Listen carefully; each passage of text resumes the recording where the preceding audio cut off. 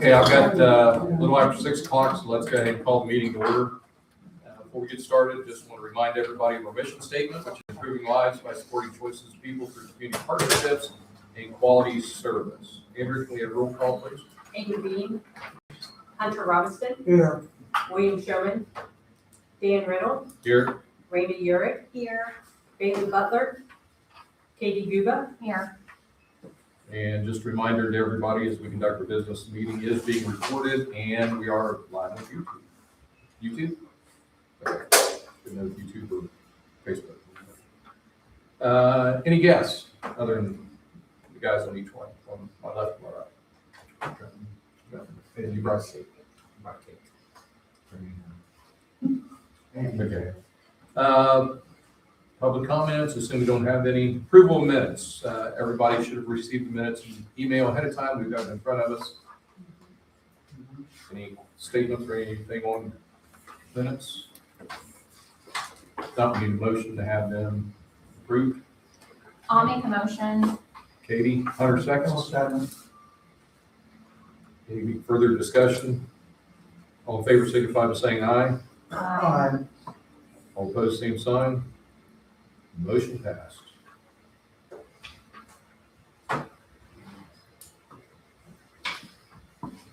Okay, also, same thing with the expenditures for the month. Those were sent to us again, and copies in front of us. We have a motion to approve those expenditures. I'll make a motion. Hunter, I'll second. Randy, second. I'll say you guys are going to be put to work tonight. Any other comments or concerns, discussion? All in favor, signify by saying aye. Aye. All opposed, same sign. Motion passed. Approval of Finance Committee minutes. And I know we, later on letter B on new business, we're going to have the Finance Committee meeting recap. You want to just go ahead and wait and do that then? I think that would make a little bit more sense. Yeah. Okay. All right, we'll bypass that, but just somebody remind me to make sure that we do that once we do the recap. Superintendent's report, Brady said he is not reading it, Okay. She said it's in your packet. but it's in our packet. We have it where we can look at and see all the activities that Amy's been involved in since our last meeting. Lander building update. Jared. Don't have a lot since the last meeting because the update from last time was that it's mostly done, but we're waiting on electrical panel, the main electrical panel to be delivered. So pretty much the rest of the work is done. It's looking really nice in there, and the electrical panel stuff should be delivered within the next 2 weeks.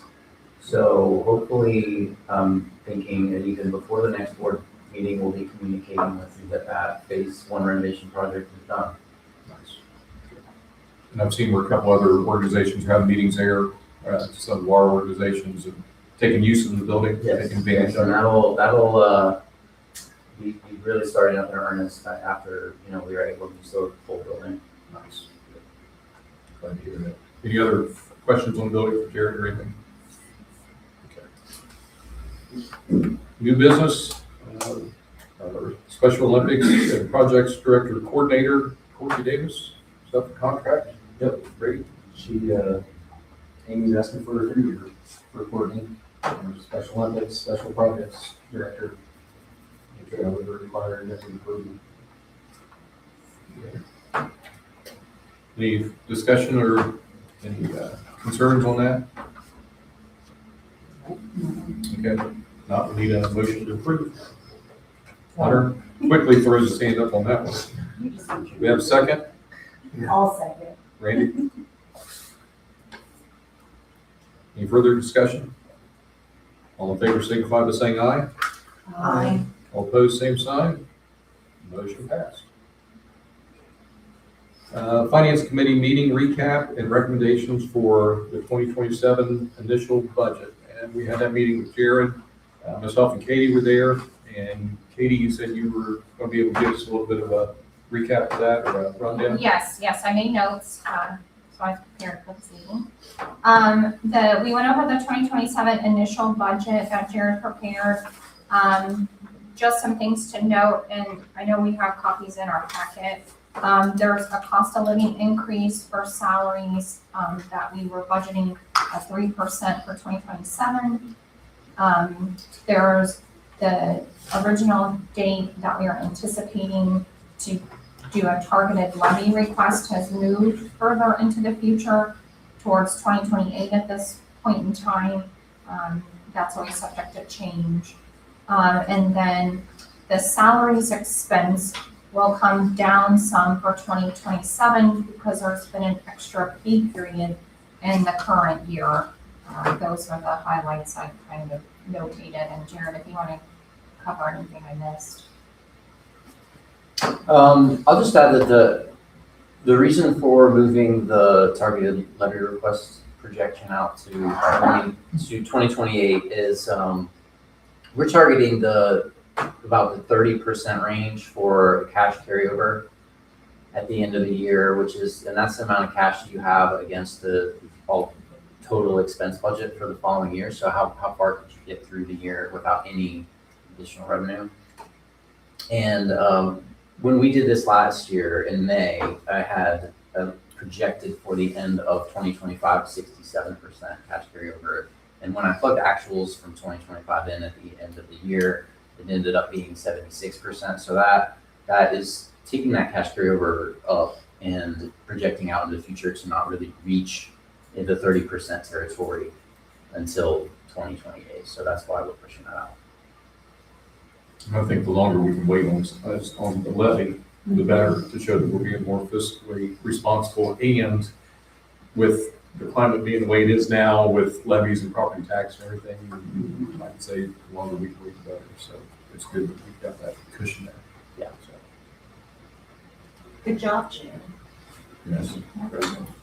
So we would, this is just the initial budget. This will get filed with the auditor's office and the commissioner's office, and then we would take more data from this year to really flesh out the final budget that we would present to the finance committee, to the board, and to the commissioners in November.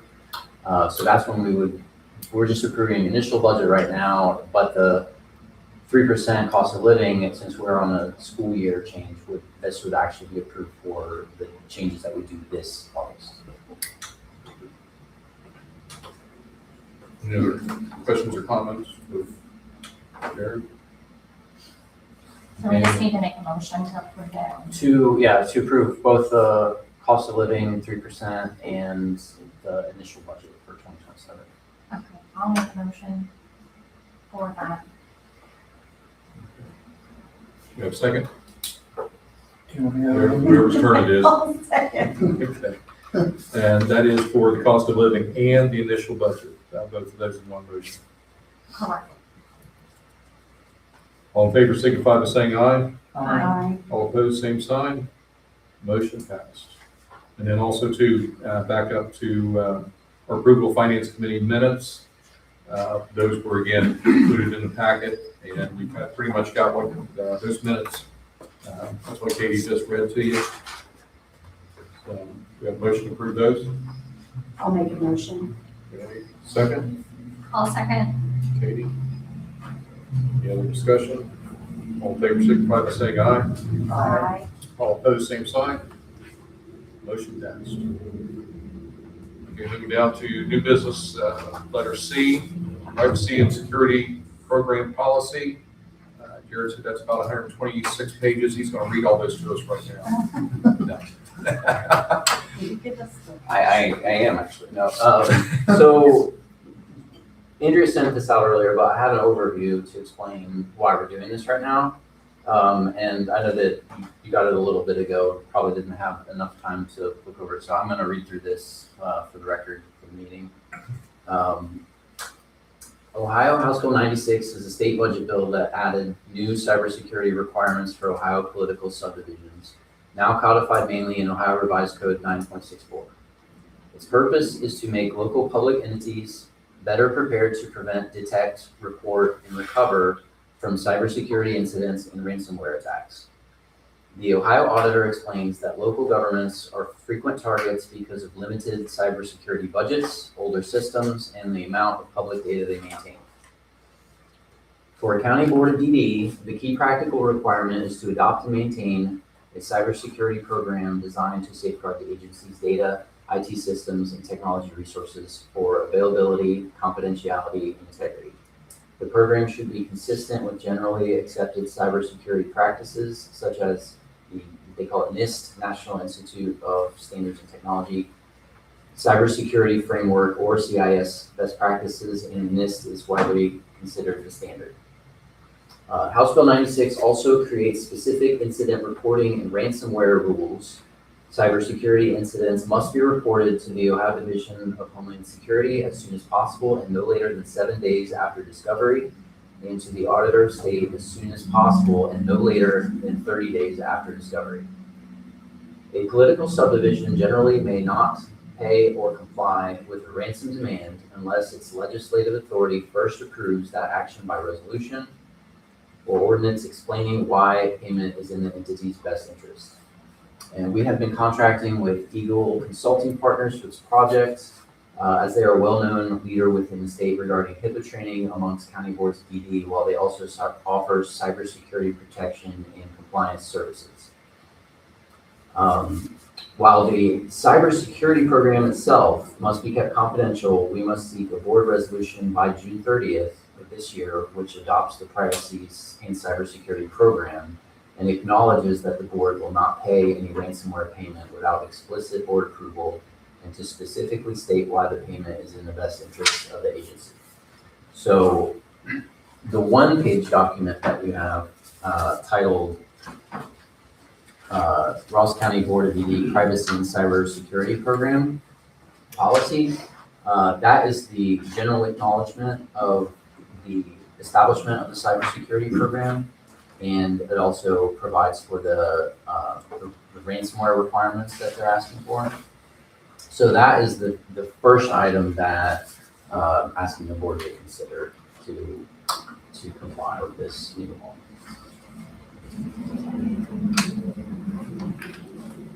So we need a motion, and again, it is the very last page in the packet, but what the policy would be concerning privacy and cybersecurity, and what we're going to be voting on to accept.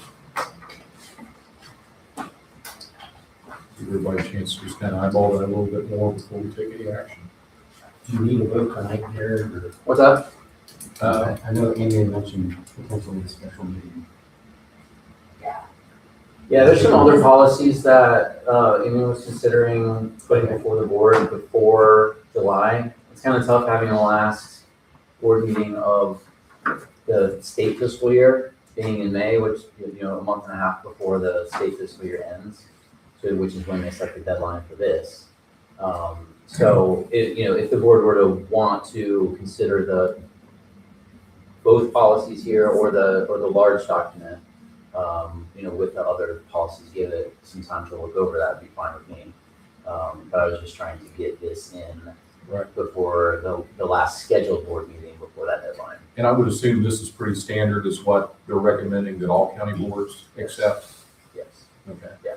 So it's not like it's something that we just dreamed up or whatever, it's Right. pretty And then I had some more to say about the larger document, but it is also standard, and the only things that we've been working on with them is applying it specifically to our board. We set up specific private health information levels for each job position. We just kind of customizations to our specific software and our specific setup for IT. Okay. What do you guys think? Are you comfortable going ahead with our accepting this policy? Yeah, I don't see anything on here that makes me not want to go ahead and just go and get it taken care of. Get it done, get it in, get it done. Okay. In that case, then we need a motion to accept the privacy and cybersecurity program policy. I'll make a motion. Katie, I'll second. Randy seconds. Any further discussion? All in favor, signify by saying aye. All opposed, same sign. Motion passed. Is that all that needed done by June 30th, Karen? Just ask that. sorry, Is what's that? that all that needed to be done by June 30th? Well, Was that the larger policy also needs to be considered before June 30th. So we can discuss that now, and give it time if you want to have a special meeting, which it sounds like there might be for other policies as well. Was this more the priority, or they're both equally a priority? They're equal priority. And what I was gonna tell you just in general about this other policy, just give you a little bit more background before you make that decision. Eagle Consulting is helping us incorporate these new privacy practices into our policies and upgrading our HIPAA standards. They've reviewed our entire policy manual, which, if you've seen, is 15 chapters. So 15, 16, maybe 16 now. 16, I think. And recommending that we replace chapter 13, which is the policy concerning HIPAA, with this new privacy and security standards policy document. Our existing chapter 13 does cover many of our required privacy and security obligations, but the new policy brings it up to date with current law, especially with the requirements in House Bill 96 and needing to comply with that NIST framework. And then I have some bullet points on that document that summarize what this policy does, but obviously it is very large. Is there any reason for the larger policy to be reviewed by Bailey before we vote on it? Or is it something that's just, it's pretty standard language, just tailored to our? It is standard. It's not exactly also 120 pages. It's some of it at the end, I think at least 20 pages is example forms that we would have employees sign when they get hired, that the cell phone policies and, just provider policy. There's a lot of different things that we would have vendors sign. It's just a lot of examples of forms. And then there's IT sections, there's employee hiring policy sections. It's just Covers physical and digital security, so as well. Building access codes, handling incoming and or onboarding, outboarding of staff, and how to handle IT needs. That one needs to be done by June 30th as well. I guess I wouldn't be opposed to having Bailey at least see if she's available to review it before that one. That was part of what you emailed us earlier today, is that right, Ingrid? Yes. Okay, so that one is in the email. So maybe we could request Bailey to specifically, Peruse it. look over it, and are you comfortable if we wait for a special meeting? yes. Okay. I didn't want to give you such short notice, but we've been working on it. I've been, working night and day on it, and it's a lot. So Okay. it's hard to get it in front of you before, the last meeting. Not knowing for sure about the special meeting or a date on it. And with Eagle, it's going to be an ongoing process as well. This is just kind of the first step of it. They are,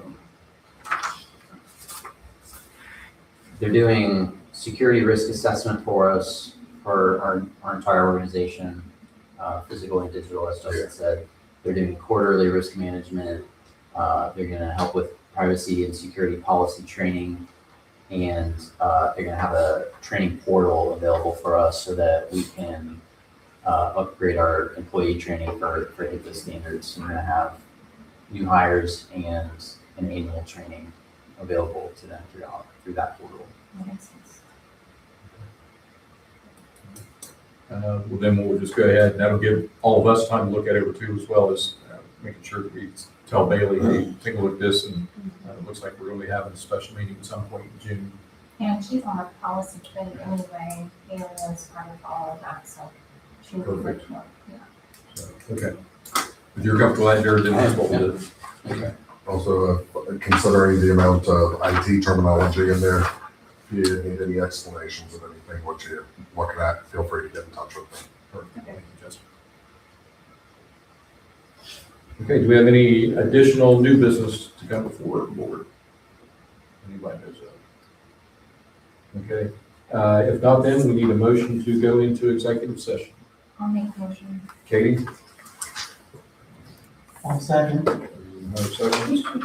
All in favor, signify by saying aye. All opposed, same sign.